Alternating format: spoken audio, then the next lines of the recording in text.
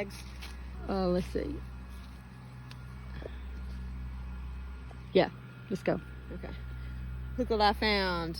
This is a good sign. We got a brown woolly worm. I've seen mostly brown, some little black tips, but so cross your fingers, people. All right, go back to there. Okay, so this is the end of where we were before, the dahlia rows. Like I said, there's about 100 plants, maybe 80 plants in here.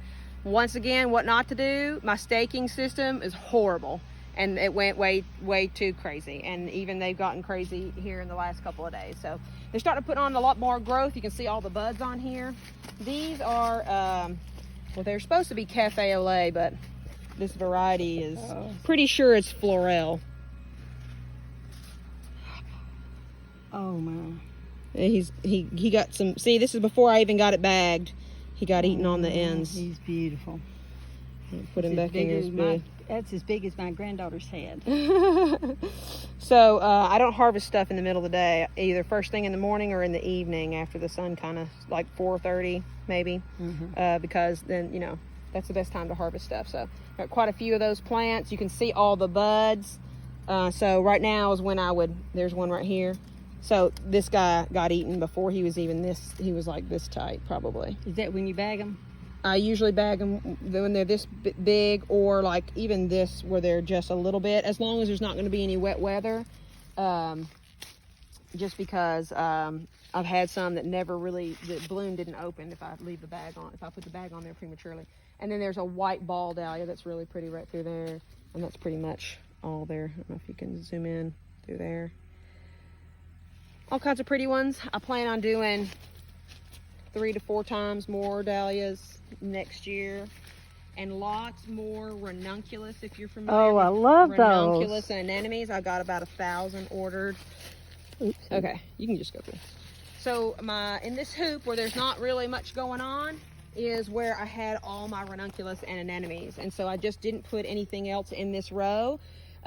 This intensive gardening method, you can flip a row, you know, and do 2 or 3, you know, different things, and especially when they're done as early as the anemones. But I just didn't need the bed space for what I was growing, and so I was trying to stay under a certain, you know, kind of scale in order to just do it myself.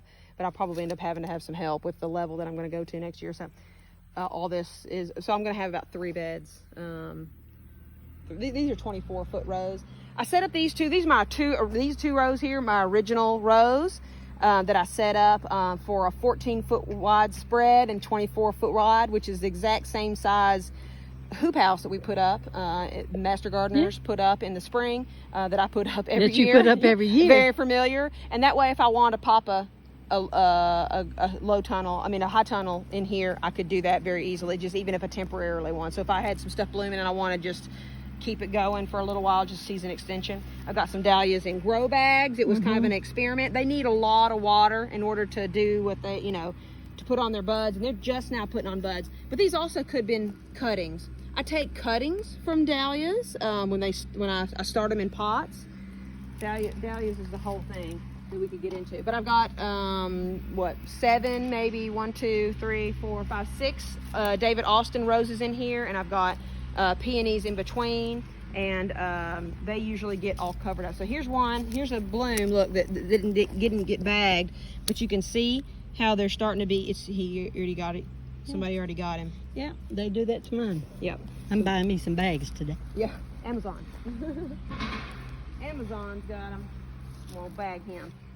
All right. Vicky, are you at a good stopping point? Yeah.